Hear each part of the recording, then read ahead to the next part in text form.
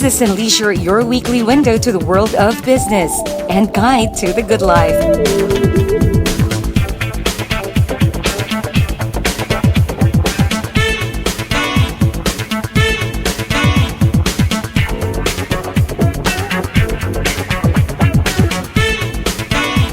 Hosted by Mr. Ray Butch Gamboa. A pleasant evening to everyone. This is Ray Butch Gamboa for Business and Leisure, your weekly business and lifestyle electronic magazine. And as always, we shall have for you the week's significant business developments and interesting leisure features. And for tonight's lifestyle section, we'll have our very charming sunshine girl, Zara Hernandez, to guide us through the leisure portion of our presentation. Hello there, Zara. Hello there, Butch. It is nice to be joining you once again. So tell us, what's inside your leisure package this week? Oh yes, Butch. Hi there, everyone. I am back here once again on your longest running business and lifestyle TV magazine show. This is Business and Leisure. And as always, it is my job to take good care of the lifestyle part of our show. And this week, we've got another exciting lineup for all of you. First on our list is Lifestyle Chronicles with the recent happenings in the Metro. Our segment Quest is back with your all-time favorite tennis players on the spotlight. And our recommended dining destinations comes right after that. And finally, our featured firearm on Sports Shoot.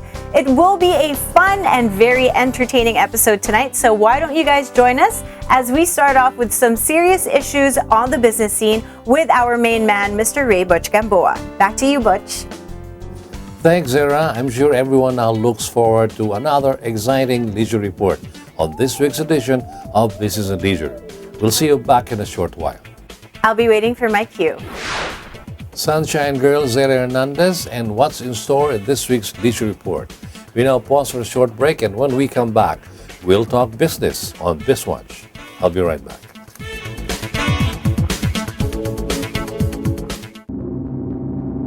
Creating an engine is like creating a great perfume. You need to select the best ingredients and combine them in a unique way.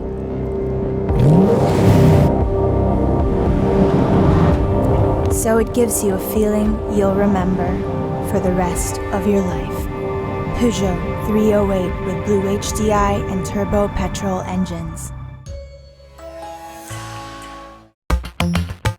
Calling all automobile enthusiasts. Autofocus.com.ph is exclusive to the automobile, where you'll find reviews on the latest brand new car models, together with their head-to-head comparisons. It has the detailed specs of car models available in the country and their latest SRPs and special promos, together with the latest auto industry news and developments like car launches and test drives. Autofocus.com.ph is all about automobiles. Click on.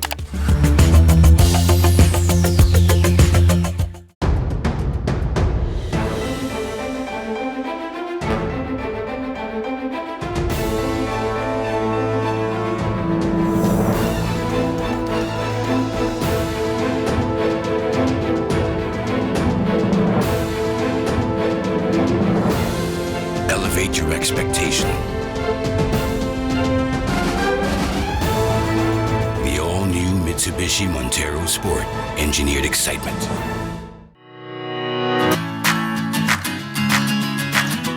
Vote for your favorite car models and stand the chance to win Autofocus t-shirts, coffee mugs, and other valuable giveaways. Vote for your Automobile of the Year in this year's Autofocus People's Choice Awards and win prizes from daily electronic draws. To participate, log on to www.autofocus.com.ph.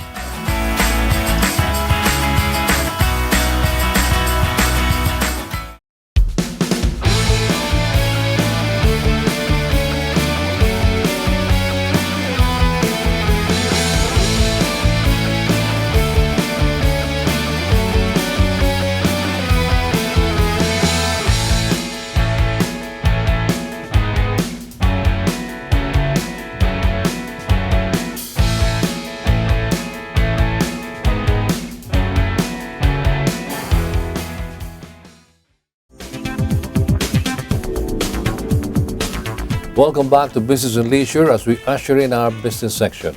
This is BizWatch.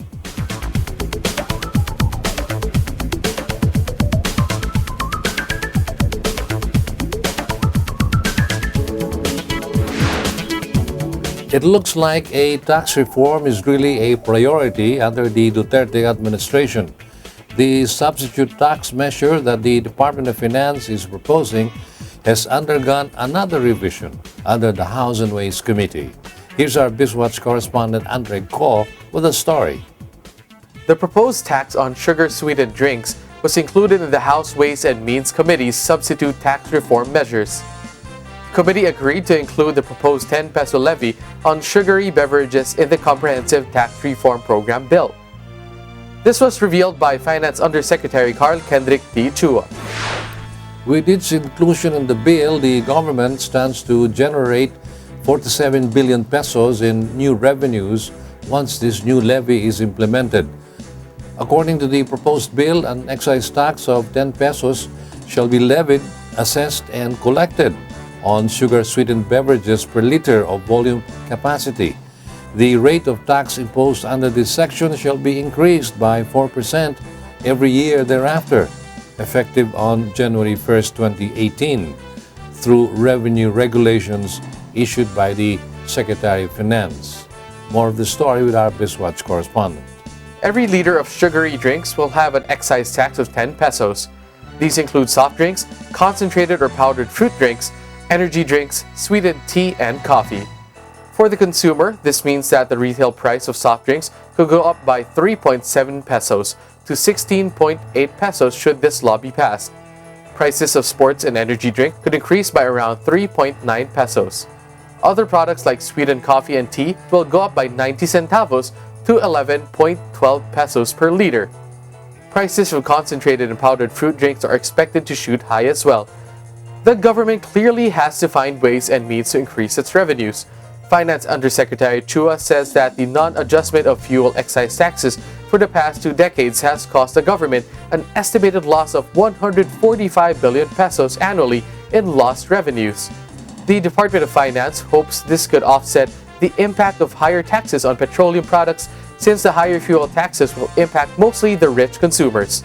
For its part, public utility operators and drivers could benefit from the proposed modernization program because they will earn more by shifting to environment-friendly engines that use less fuel.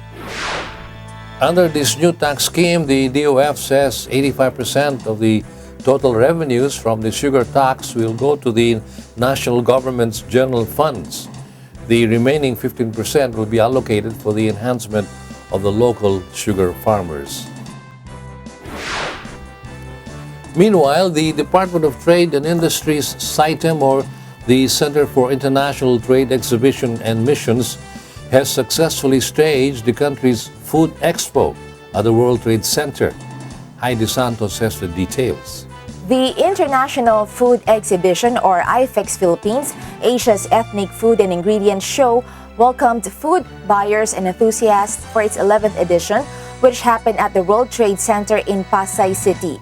IFEX Philippines is the country's biggest export-oriented food show and one of the official trade events of the 30th ASEAN Summit. Under the theme Taste ASEAN, IFEX Philippines gathered over 700 international and local food companies to demonstrate different Asian flavors, product offerings, and food innovation. IFEX Philippines had 4 major exhibition halls, namely the Food Philippines Hall, International Hall, Food Artisans Village, and the Marketplace. The Food Philippines featured top and emerging Philippine exporters and business support organizations in the food industry. There were also offerings of the latest products from the Philippines' leading and promising brands. IFEX Philippines was organized in partnership with the Department of Agriculture through its Agribusiness and Marketing Assistance Service and the ASEAN Committee on Business and Investment Promotion, which is chaired by the DTI. Congratulations again to DTI CITEM for another successful staging of IFEX Philippines. Truly, it is a good venue to further promote the country's food and agriculture industry. And with that, we end another edition of BizWatch.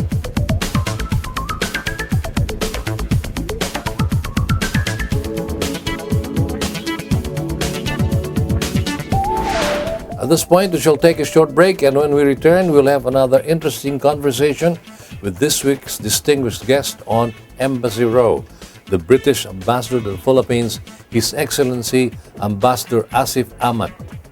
I'll be right back. Please stay with us.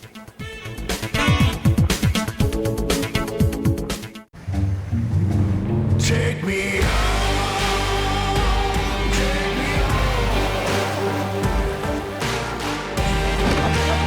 Ford Ranger, always ready when the unexpected happens.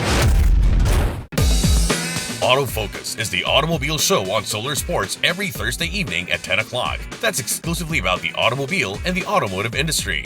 Autofocus, the Philippine motor show on television, features car reviews, head-to-head comparisons of different automobile models available in the market, as well as the latest auto industry news and developments. It also spotlights the latest car models from around the world and everything else you need to know about the automobile. Autofocus airs every Thursday evening at 10 o'clock with veteran TV host and Philippine Star motoring columnist Ray Butch Gamboa here on Solar Sports. When you sweat to be sweet and you clean car seat, it's love. When you try to look cool, but you look like a fool, it's love. It's love. It's love. Show your love with the new features of the all-new Innova. Love the journey. Vote for your favorite car models and stand the chance to win autofocus t-shirts, coffee mugs, and other valuable giveaways. Vote for your Automobile of the Year in this year's Autofocus People's Choice Awards and win prizes from daily electronic draws. To participate, log on to www.autofocus.com.ph.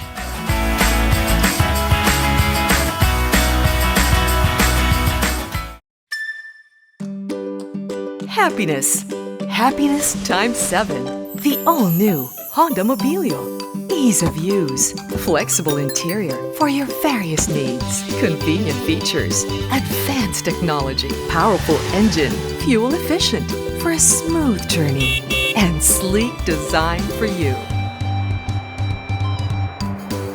The all-new Honda Mobilio. Motoring Today, the longest-running motoring program on Philippine television, now airs Sundays at 10 o'clock in the evening here on Solar Sports. Join motoring legend Ray Butch Gamboa for a full hour of the latest news and issues regarding the country's transportation and traffic management, motorsports, the auto industry, and anything and everything about motoring, including vehicle maintenance and road safety.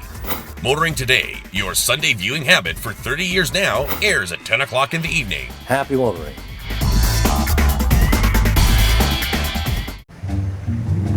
Take me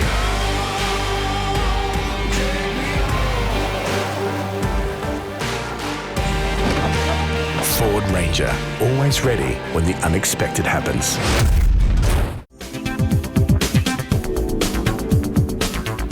Welcome back, and you're still on Business and Leisure.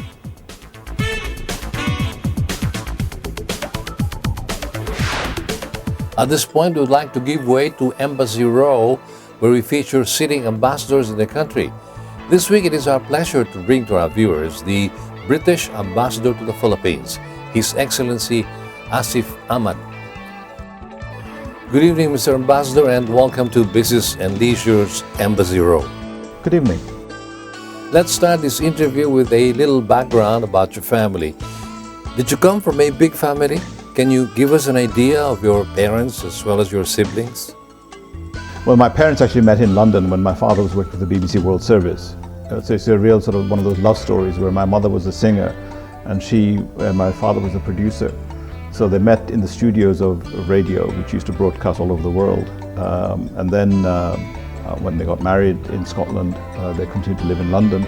That's where I was born. And I left the UK after 4 years, traveled all over the world, and came back as a student when I was 17. I have 2 other sisters, so by Filipino comparisons, it's a modest-sized family but typically like the Filipino side. You know, my father had 6 other brothers and sisters, and we have cousins all over the world. And we have the same system as you have. You know, we look up to our lolos and lolas and titas, and you know, so it's a very, very familiar feeling when you come here. Mr. Ambassador, please tell us, what's the most significant influence you got from your parents that created the most impact into what you are now? I tell you, it was a tough lesson to have, because I was lucky because I was born in the UK, and then we had a very easy life for the first 13 years. Then, rather by accident, if nothing else, when my father was working in Beijing, there was a civil war in East and West Pakistan, and I was a 14-year-old student, and I witnessed all of that. And thereafter, when a new country of Bangladesh was being created, we basically were left as refugees in the UK. So I went from a very prosperous life to becoming very, very poor. So the only way out for me was education, and so I studied for my A-levels in the UK. I went to university on what's called a pauper's grant, which is the grant that you get when you have no money at all. So from that difficult lesson in life, you know, what I was taught by my parents and everything else is that you have to remain humble, but truly humble, not just say it. You have to understand that what you get, you work for. And then if you are successful, then you have to reach down and pull people up with you, and not imagine that success and prosperity is something that you can take for granted. You can lose it just as quickly as you can get it. So I had the privilege of being ambassador to one of the most traditionally powerful countries in the world. It reaches out to places all over the world, does good things around the world. And yet, I never forget that any day now, you know, things could change. So I have this ability to be resilient. So, Mr. Ambassador, you spent your childhood in the United Kingdom. Well, the first 4 years. Then I spent time in Pakistan, in Bangladesh, in Iran, Japan, China, a little bit of travel in Poland, and when my father was working in Russia. So it was a very international experience, going to international schools. But then really from the age of 17 right up until now, my root and home has been the United Kingdom. Just briefly, Mr. Ambassador, would you also like to share with us your education? Yes, because my father was moving from one country to another, I actually had 2 systems of education. I went to the British system first, then I switched to the American international system, then back to the British system again. And then right at the end, after I started working, I was sent by my employer to study in a business school in France also. So I'm lucky in a sense that my education was very international. Let's talk about your diplomatic career, Mr. Ambassador. Did you actually prepare for being in the diplomatic service? And what made you take this path that you are in now? Well, it was in my family tradition, because my late father was a diplomat for many years. From 1965 until 1984, he was a diplomat for working in different countries. So it was in my upbringing that I realized that this was a good career to have. But when I finished university, I chose a different career. I was a banker in an international bank based in London. And I did that for just under 20 years. And then I made the switch. And I made the switch completely by accident. I was sitting at home reading a newspaper when there was an advert from the Foreign and Commonwealth Office, which is our DFA, which said that for the first time they were looking for people who had already made a career to make a transition. 600 people responded to the advert. 6 people were employed. I was one of the lucky 6. Lucky because I got in 1999 at a fairly senior level, but then I was able to work my way up through the ranks. I worked in the Prime Minister's office and many other interesting assignments. But what is unusual for me is that all 3 of my overseas assignments have been as head of mission. So, you know, I did a short stint in Burma, and then in Thailand, then here. And from here in the Philippines, I moved on to be head of mission in Jamaica, in the Caribbean. So I didn't have to go through the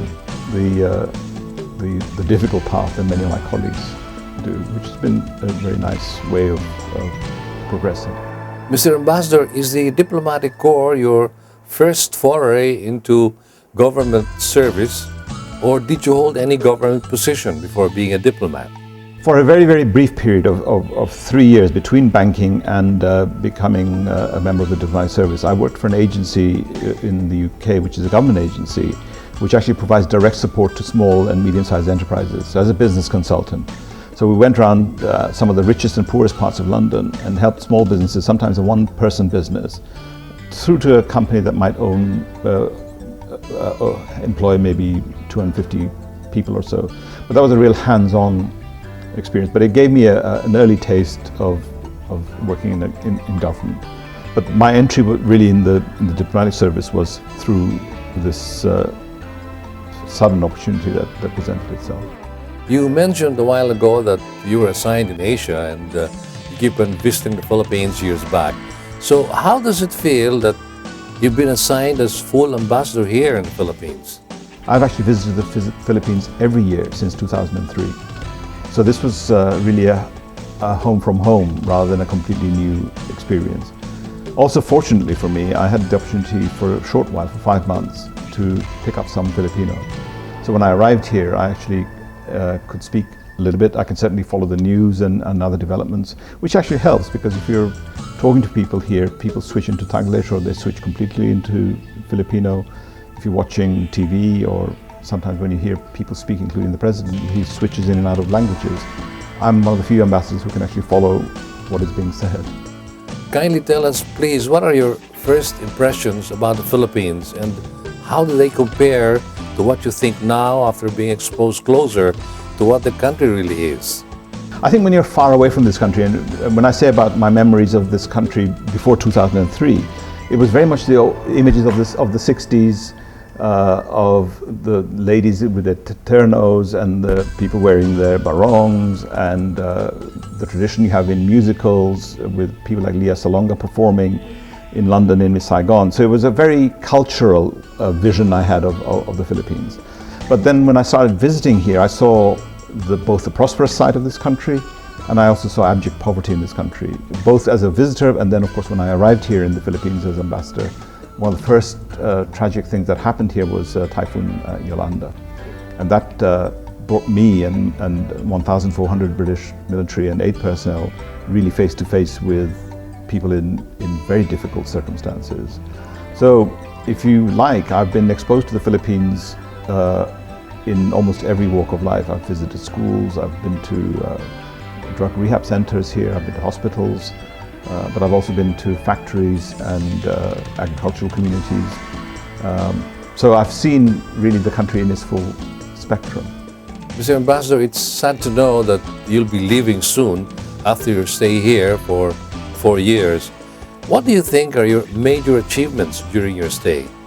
Well, I've been very fortunate because I've worked with a very good team, and my embassy is actually double the size that it was when I first arrived here. When I arrived here, we had 100 people, now we have 200. So that already shows that we were doing a lot more. We had a lot of high-level visits. When I arrived here, the last time a cabinet-ranking visitor from the UK came here was in 1997. But since then we've had 4, and we had Princess Anne here, the Queen's daughter. So that's been good. The other side that's been really striking is our business engagements. In 2015, the Philippines was our second fastest growing market in the world. And also when I arrived here, there were very few Philippine investments in the UK, but now with Emperador, with whiskey, with Mondanisim, with corn, things have really improved. But the other thing that I think is striking is the people-to-people connections.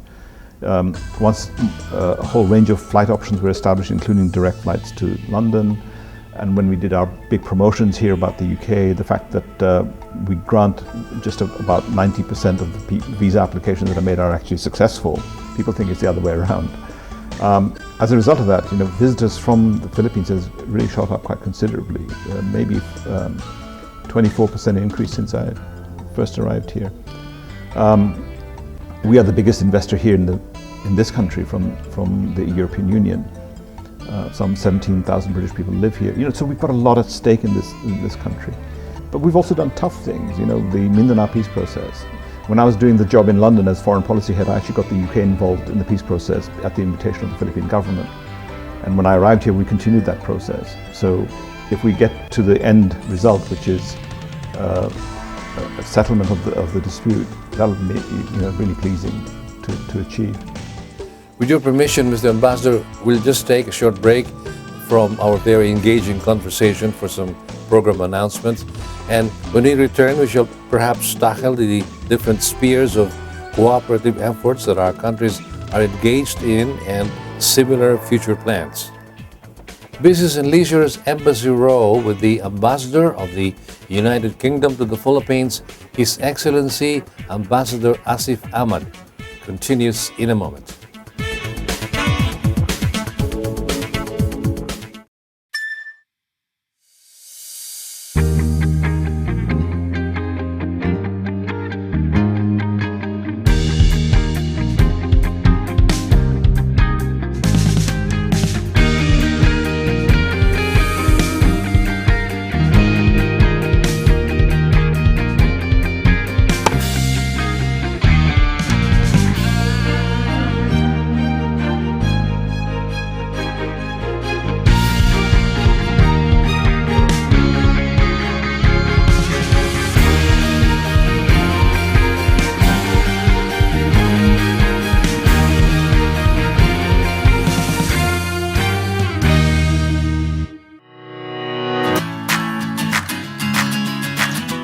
Vote for your favorite car models and stand the chance to win autofocus t-shirts, coffee mugs, and other valuable giveaways.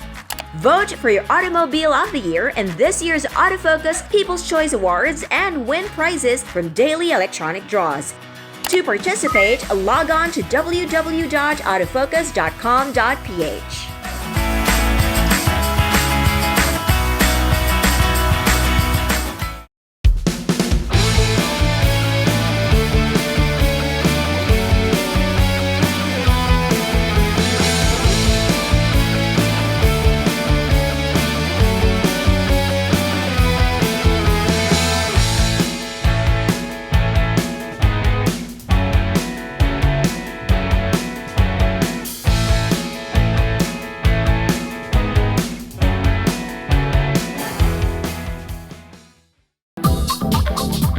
Your weekly window to the world of business and guide to the good life can now be watched online. Just click on businessandleisure.ph and watch this week's show and other past episodes of Business and Leisure at your most convenient time of the day. Business and Leisure is now on the web. Watch it anytime. Creating an engine is like creating a great perfume. You need to select the best ingredients and combine them in a unique way.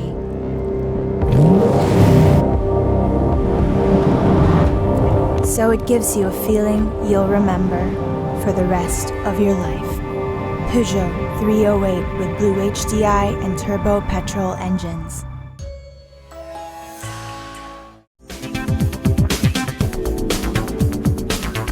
Going right back to our Embassy Row segment here on Business and Leisure, we shall now continue where we left off our one-on-one interview with the sitting British Ambassador to the Philippines, His Excellency Ambassador Asif Ahmad. Continuing with our very interesting interview, Mr. Ambassador, please allow me now to delve into our combined efforts to keep closer relations between our countries. Where are we now in terms of trade and commerce? And what's your country's main export to the Philippines? And what are the Philippine products that are exported to the UK? Now, we've been very successful in improving bilateral trade both ways, partly because of the way in which the EU, of which the UK is a part, has offered better terms to the Philippines. So well over 90% of Philippine goods are actually imported into the EU area without import duties. So that's given agricultural producers, people who do value-added work, a really good opportunity, and that will continue going into the future. The UK has been successful here on a whole range of things. If you look at cars, we have just about every British marque is available here. I think McLaren is the only one that's missing, and that will soon come here as well. So from Rolls-Royce to a Mini, the whole options are there, and they're selling well. Our garments and fashion accessories, footwear, they've done extremely well here. If you go around any shopping mall, you'll see iconic British brands here. from Marks & Spencer's Debenhams right through to French Sol, which is sounds French, but it's actually British. Inputs for things like when beer is made here that requires hops and other cereals, that's imported here too. So there are many things that you don't see, and there are many others that you do see. You also see something new and interesting, and that was how I like to see the future. There was a company here called STI which made circuit boards in Cebu, and they've been manufacturing here as well as in the UK, but then Ayala very recently bought this business. So it's now basically a Filipino-owned British company, and they'll invest here and they'll also invest in the UK. That's a big win-win.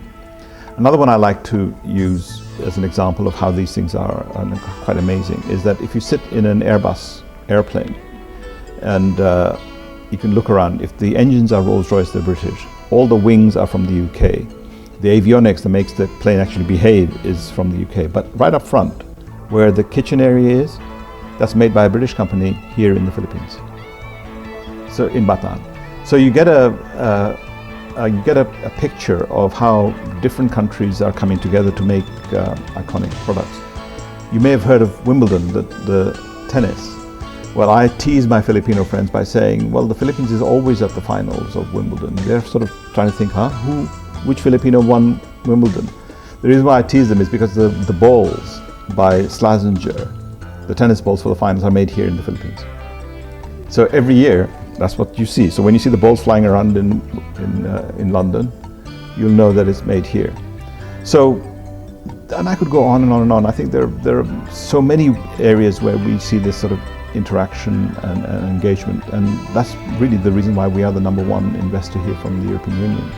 For our businessmen viewers, what fresh business opportunities could possibly await Filipino businessmen and entrepreneurs, especially the small and medium entrepreneurs, when they foray into the British business community?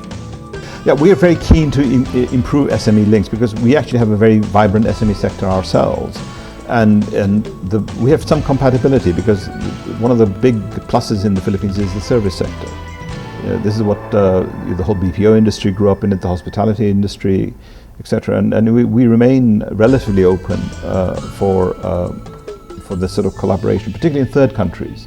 So in areas where the Filipinos live and work, in the Gulf, in other parts of Southeast Asia, we're actually very strong ourselves. And you see many examples of Filipinos working for multinationals. For example, the regional head for Mini, the vehicle, he's actually a Filipino who's been working for 8 years now in Singapore. So you see that as a phenomenon. But I think for the Philippines, and I've been up and down the country, I've been to farming areas like Davao and others. And what I'm really saying is that the country has not quite maximized its full potential because of the logistics challenge within the country.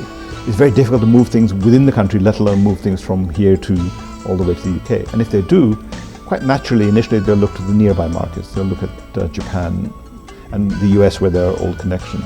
But the European Union, of which the UK remains a part and is still part of the wider market there, we're actually a bigger market than the places I've mentioned.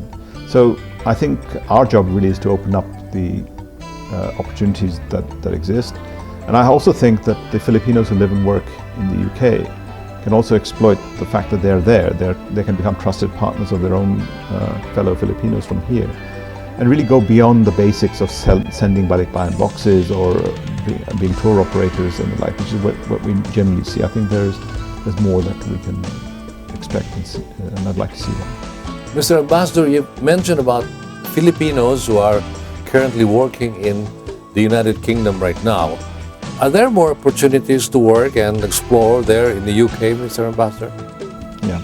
Quite often people ask me, are there opportunities for OFWs in the UK? And first I start by saying we don't consider Filipinos in the UK as OFWs. They're people who are of Filipino origin. Some of them are British nationals, some of them have family connections there, some of them there are with work permits. So they're an integral part of the UK, rather than being some sort of Dayuhan people who are sort of completely outside of our system. Of course, traditionally people came to work in healthcare as nurses and as carers for the elderly, and they still do a fantastic job there. But more recently, you see them diversifying in other areas. You see people in accounting, you see people in the power sector. You see executives who spend some time over here and going backwards and forwards. So I don't think people should restrict themselves to a particular sector. But the era of mass recruitment on an organized scale, I think, is no longer there. Because like every economy, people are looking at themselves. They're looking at what jobs they can create for the young people. The universities here are churning out graduates every year. We have the same challenge of absorbing what we are. So it would be wrong of me to say the UK is wide open and come, but tactically you'll see a lot of recruits coming in and bringing people. But more often I see them recruiting them to take them for other British investments in other countries because we're global. Sir, you slightly mentioned about education a few minutes ago. Are there any exchange programs between our countries in this field? When I first arrived here, I looked at the scholarship program that we have for master's degrees. It's called the Chevening Scholarship Program. And at that time we were only able to do 8 a year. Now we're able to do 30. The reason is that the British government increased the funding for it, but also I went around, a lot of British companies invested here, and Philippine businesses which are invested in the UK, and said, would you like to make a contribution? And we've been lucky. Mega World, BPI, many others have joined and added to the fund. So that's why we can do 30. Then under the science program, which is called Newton Agam, we also offer PhDs and other research grants for people to conduct their work in the UK. So that takes my number up to 35. That's quite a big increase from where we were. But my passion really going forward is to say that there should be options for everybody, with people with more modest incomes or people who don't want to send their children away from home, to do what your compatriots in ASEAN are enjoying already, which is to be able to just go to a foreign university on their own doorstep. So Nottingham University, for example, has a campus not just in Nottingham in England, but they're also in China, and they're also in a place called Ningbo, and they're also in Malaysia. Now the advantage of that is that a student can actually, if they choose, they can do 1 year in the UK, 1 year in China, 1 year in Malaysia, and still have an integrated Nottingham University degree. Mr. Ambassador, in terms of modern technology, are there any sharing programs in place? Well, the Philippines already is one of the world's most active users of Facebook. I hope that in the future, the constitution will be changed so the telecoms companies from the UK can actually take a bigger role here, because unfortunately the speed of the internet here is one of the slowest in the world too, which is very frustrating for everybody. And so much of this country is dependent on this vital piece of infrastructure that I hope that will change. But there are dangers also in using the internet for everything, for government services, for business, which is security. They can be hacked and payments can disappear. And this is where the UK is very strong, and we've got some companies working actively now with the Philippine government and with businesses to strengthen the security of the network. But I also really want to tap into something else, and this is where I really want to inspire viewers, is that traditionally the Philippines has had to make do with second-hand technologies, second-hand innovations from the UK or elsewhere. There's been very little innovation here. And I see many, many talented people. Quite a lot of your scholars who come to the UK are actually pass their classes with distinction, top of the class. So there's no shortage of brain power over here. But somehow or other, this country has not quite yet got to the point where new discoveries are being made here, because that's where you really add value for the country and inspire more. So when you talk about the next generation of innovation, I hope it won't just be from us, but it'll be from here, and that we can be partners. Thank you for that, Mr. Ambassador. Now let's talk about exchange programs and culture. What are the present efforts that are being exerted to make our people know more about each other's culture and history? Well, we have the British Council here, which has had a traditional role of explaining and promoting our culture, and you see examples of that. But we also have the Great British Festival here, which is an annual event, huge event now. Last year we had nearly 500,000 visitors here, and then in Iloilo we had a small extension of that. About 2 million people on Facebook voted for their favourite song competitor, singing British songs. I've already described fashion, which is very striking here. I find it quite amusing even to this day that I can go to a small village and there'll be a kid wearing a Union Jack t-shirt because they sort of like the flag as a fashion.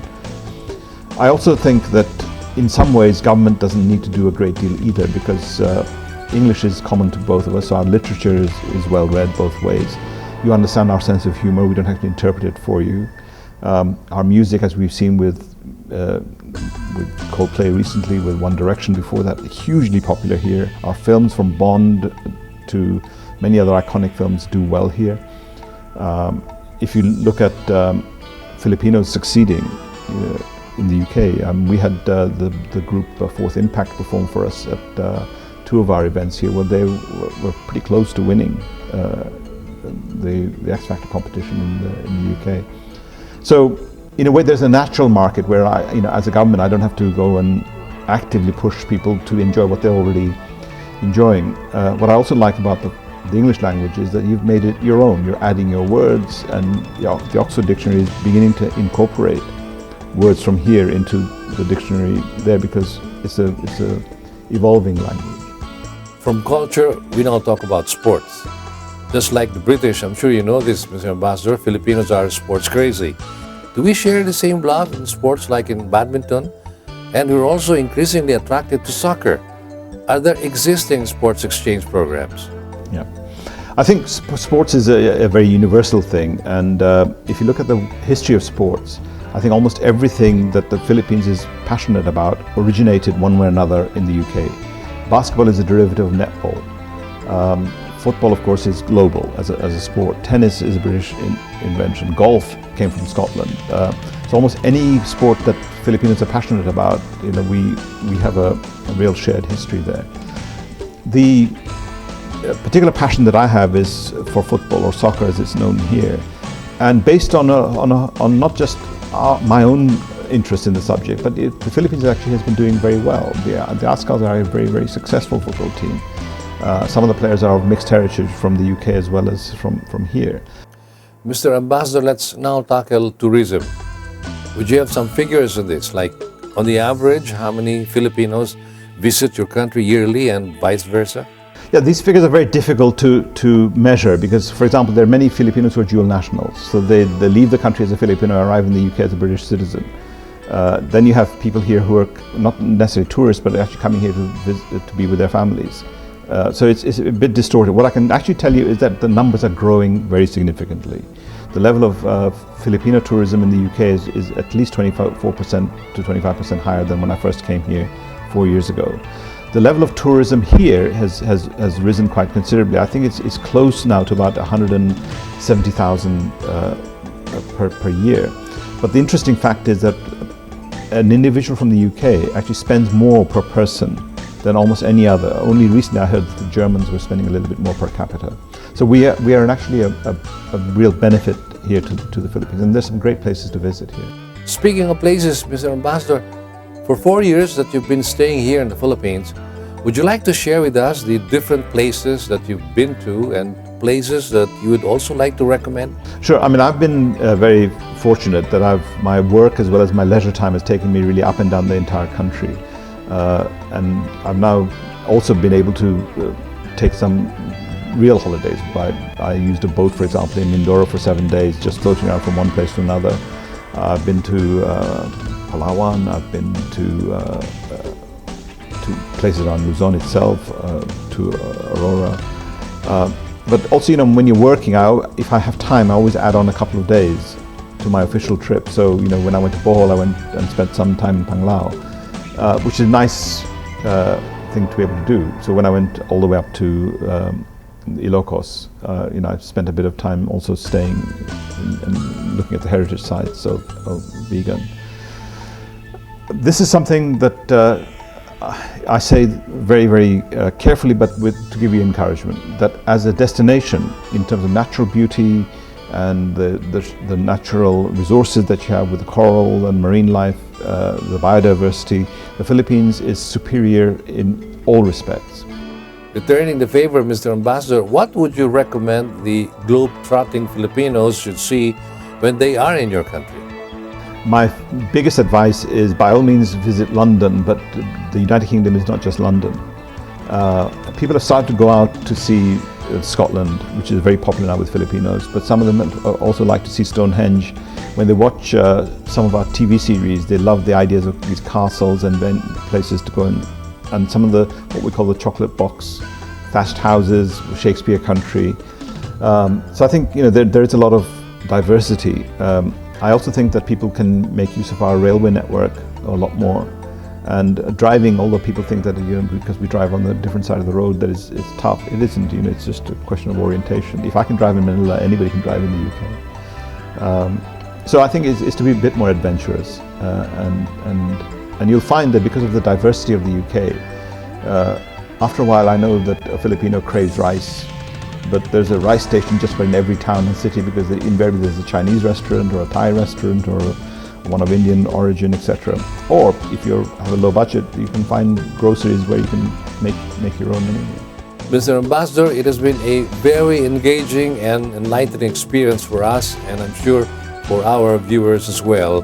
And we would like to thank you for sharing your precious time with us. Before we finally end this very fruitful conversation, would you have any message to our viewers, especially now that you'll be spending just a few more months with us? Any message to our Filipino viewers? First and foremost, I've learned so much about the character of the Filipino and really superb individuals, and sometimes in times of real joy and sometimes in very, very challenging circumstances. That human spirit is something that will never leave me, and I think we have a lot to learn. A lot of lessons I've learned also come from the integrity of the families here. A lot of people support each other in times of need. You don't have what we have in the UK, which is a totally free health service and welfare payments for when you're unfortunate. But over here, people come together. I also see the youth of this country being very engaging. They're optimistic, and I think this country has a lot to offer. I also want to thank everybody for being great friends to me personally. I've been made to feel welcome here. People share their jokes with me. They will challenge me to eat things that I haven't seen before. Forever helping out when I've needed help. And to say that this interconnection I've had has really been with people from all walks of life. And that I really want to emphasize, because people imagine that ambassadors just live in gated communities and we don't go out anywhere. I've been to orphanages, drug rehab centers, I've been to jails, I've been to victims of natural disasters, but I've also seen people who are wealthy, who are entrepreneurs, who've got a different spirit in them. I've seen teachers, I've seen people who are Filipinos who are now rediscovering their country as wanting to come back. All of these things are good and they're happening. And my own satisfaction is such that I'm giving very serious thought to the idea of actually retiring here also when I finish, whenever that might be. So that's the level of affection that I have for this country, and people have made me feel, I think the expression people use is a foreigner, that I'm part foreign, part Filipino, which is a very nice feeling to have. Again, thank you so much, Mr. Ambassador, and on behalf of the Filipino people, we wish you luck on your next endeavor, and also wish for a continuing close bilateral relations in all spheres of cooperation between our countries, and the most important, long-lasting friendship. A pleasant evening to you, Your Excellency. Thank you. That was one comprehensive interview that we just had with British Ambassador His Excellency Asif Ahmad, for which we are extremely grateful. Here was so much food for thought, not only for our viewers, but for our national government as well. The British Ambassador is planning to retire here when his diplomatic service is over.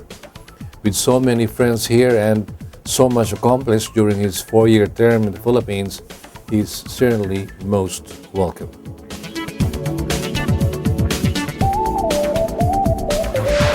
That ends the business section of Business and Leisure. Our sunshine girl Zeta Hernandez is all set for her cue to graciously commence with the leisure portion of our show, which is coming right up ahead after we pause for another short break. We will be right back.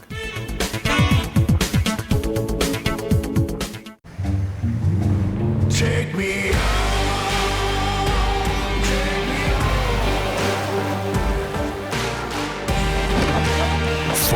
Ranger, always ready when the unexpected happens.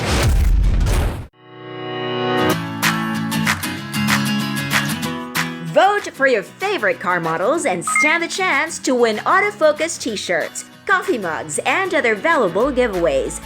Vote for your Automobile of the Year in this year's Autofocus People's Choice Awards and win prizes from daily electronic draws. To participate, log on to www.autofocus.com.ph.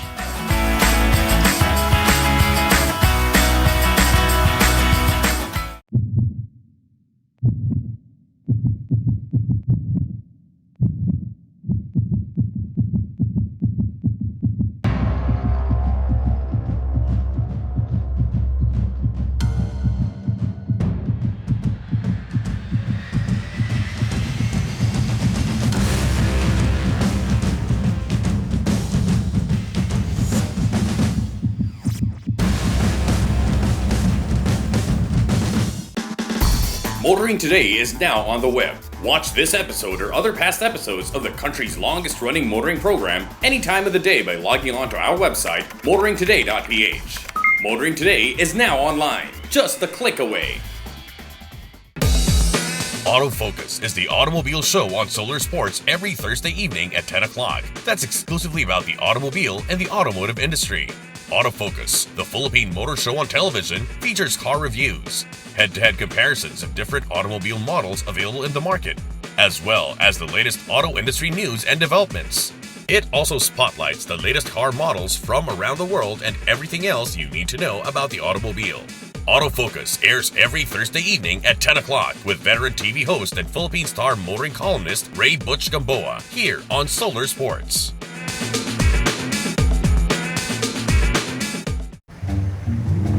Take me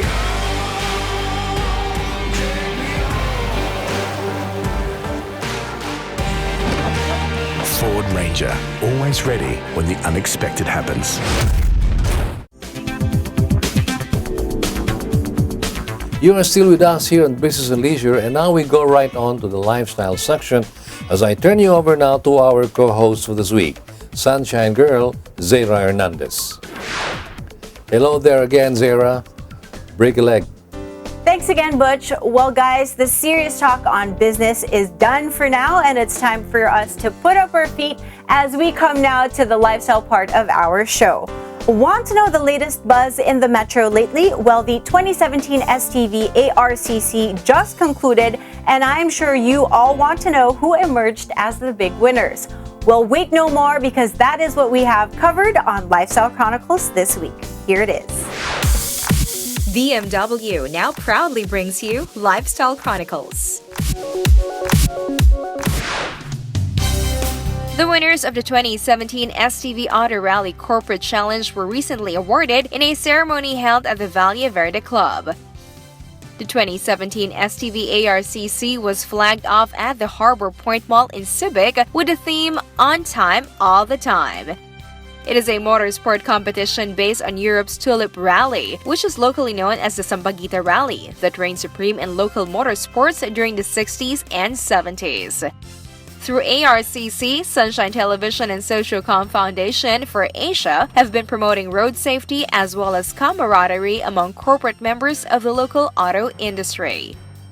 For this year's ARCC, the corporate rally teams from Audi, Ford, Honda, Hyundai, Isuzu, Lexus, Mini, Nissan, SsangYong, Subaru, and Tata came to compete and field their flashiest brand new models. Now here are the teams that registered perfect times in different checkpoints during the competition.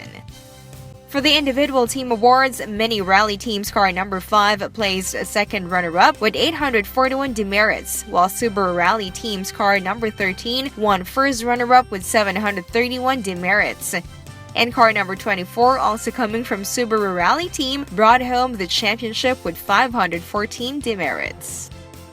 And for the corporate team awards, Honda Rally Team placed second runner-up with 2,780 demerits, while Mini Rally Team won first runner-up with 2,261 demerits. and Subaru Rally Team as the champion with 1,743 demerits.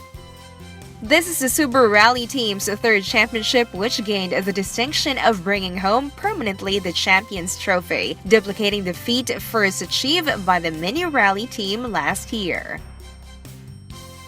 The 2017 STV ARCC is made possible by Ayala Harbor Point, Subic Bay Freeport, Sociacom Foundation for Asia, and Yonge Street Smart Club, and Sunshine Television.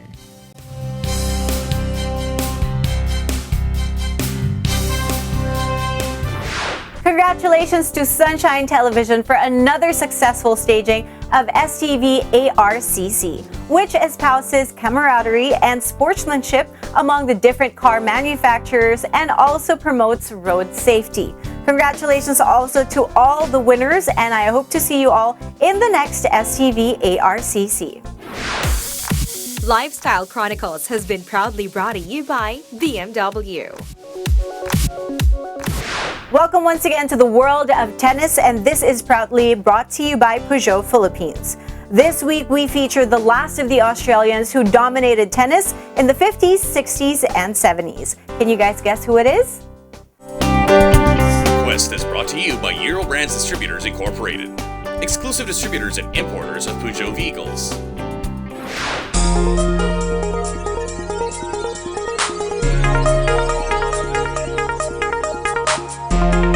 John David Newcombe is the Australian tennis player who swept all of 7 Grand Slam singles titles and an all-time record 17 doubles titles. With these feats, he joined an elite list of male tennis champions ranked world's number 1 in both singles and doubles.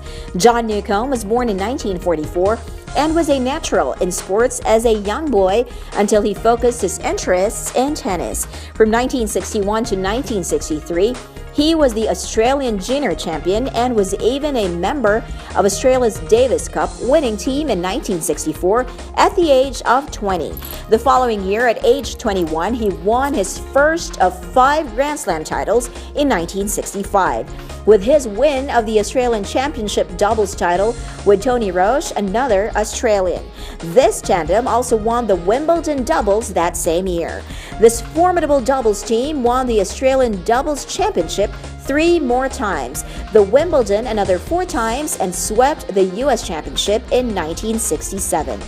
In this same year, they also won the French Championship, and in 1969, the Newcombe-Roche tandem won the French Championship. The duo seemed unbeatable and set an all-time record of 12 Grand Slam titles, which remained unbeaten for a men's doubles team until 2013, when Bob and Mike Bryan surpassed it. The Australian wonder boy in tennis likewise contributed to 5 Davis Cup titles for Australia. For the period between 1965 to 2005, Tennis Magazine ranked Newcombe the 10th best male player. Where did Newcombe's strength lie? Experts say in his powerful serve and volley. His serves were among the best in the sport, such that he often came up with a second serve ace. It was a toss-up between Newcombe and Roy Emerson when it came to who was the top-ranked amateur tennis player in the mid-60s. But between 1970 and 1971, Newcombe was the joint world number 1 tennis player. In singles play, he won the Australian Open 2 times, but took the Wimbledon title 3 times and the US Open 2 times. In 1968, there was the so-called Handsome Eight in the world of tennis, and Newcombe was one of the original WCT players. But as a member of the WCT Professional Tour Group and the Players Union, Newcombe was banned by the International Tennis Federation from competing in the 1972 Wimbledon Championships. Newcombe joined the ATP boycott of the event in 1973. The 80s brought an end to the Australian dominance on the tennis court, but it was Newcombe who distinguished himself as the last of the Australian champions who dominated tennis in the 50s, 60s, and 70s. He was considered in the short list of tennis best players as among the 21 tennis greats of all time. He, however, did not stop in his tracks in the sport. He was the captain of the Australian Davis Cup team from 1995 to 2000 He was inducted into the Sport Australia Hall of Fame in 1985 and in 1986, and also into the International Tennis Hall of Fame.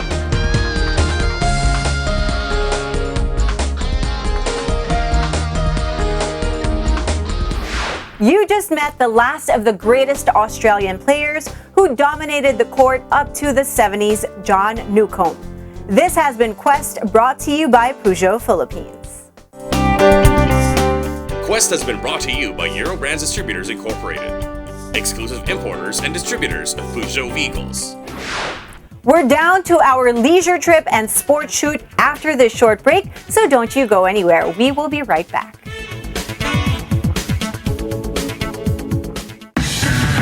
Think you're tough? Do you dare to go off-road or off-key? Do you use your great power with great control? With the new Isuzu D-Max, you're tough enough to be unstoppable. And you're tough enough to be right back. Isuzu D-Max, tough enough for anything. Motoring Today, the longest-running motoring program on Philippine television, now airs Sundays at 10 o'clock in the evening here on Solar Sports. Join motoring legend Ray Butch Gamboa for a full hour of the latest news and issues regarding the country's transportation and traffic management, motorsports, the auto industry, and anything and everything about motoring, including vehicle maintenance and road safety. Motoring Today, your Sunday viewing habit for 30 years now, airs at 10 o'clock in the evening. Happy motoring.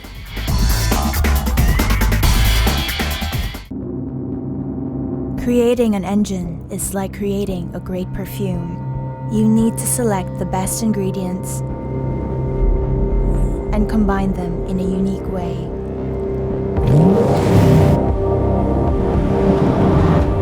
So it gives you a feeling you'll remember for the rest of your life.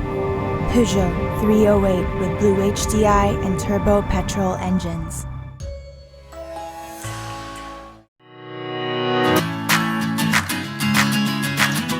Vote for your favorite car models and stand the chance to win autofocus t-shirts, coffee mugs, and other valuable giveaways. Vote for your Automobile of the Year in this year's Autofocus People's Choice Awards and win prizes from daily electronic draws. To participate, log on to www.autofocus.com.ph.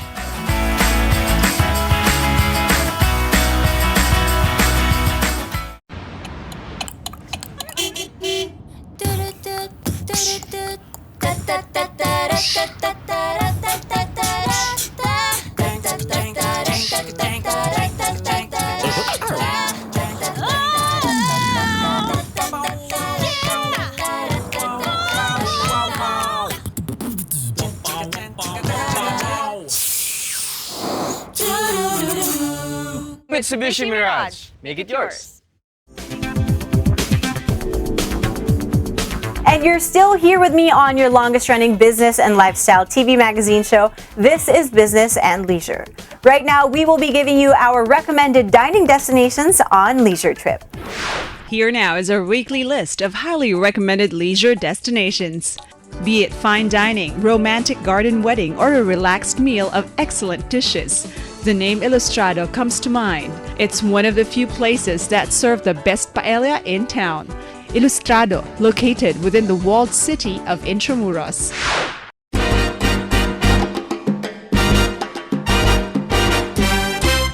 The Highlands Prime Steakhouse is indeed the prime dining destination where you can enjoy the best of prime steak. The Highland Prime Steakhouse serves nothing but U.S. Angus prime beef. And the Highlands Prime Steakhouse also serves an array of prime gourmet dishes like the squid ink pasta, topped with a whole prawn of their delectable sea bass that's always juicy and served with mashed potato and a wedge of lemon. And their breads and cakes are baked fresh every day. The Highlands Prime Steakhouse is at the SM Mall of Asia, and that's where you should have your next lunch, dinner, or intimate party. Steak lovers from north of the metro can also enjoy the juiciest prime steaks and other mouth-watering dishes at Highlands Prime Steakhouse, located at Estancia, Capitol Commons in Pasig. And that's our regular What to Enjoy and Where to Go list. Business and Leisure's weekly guide to destinations and places to go to enjoy the good life. Please make it a habit to tune in every week here on your longest running business and lifestyle TV magazine show. This is Business and Leisure. I will see you all again next time for another fun and very entertaining episode. Goodbye for now, and now here is our main man, Mr. Ray Butch Gamboa. Take it away, Butch. Thanks, Zara. That was indeed a very exciting leisure report. That was Zara Hernandez, our sunshine girl, hosting the lifestyle section of our show this week. We would also like to thank our most distinguished guest, His Excellency Asif Ahmad, the British Ambassador to the Philippines, for joining us on Embassy Road. And with that, we end another edition of Business and Leisure. Thank you for staying with us. If you missed some portions of our show tonight or any of the past episodes of Business and Leisure, you can watch them online on businessandleisure.ph any time of the day at your convenience. Also, don't forget to follow us in our social media accounts. Till the next time, this has been your host, Ray Butch Gamboa. Good business to all and enjoy a good life.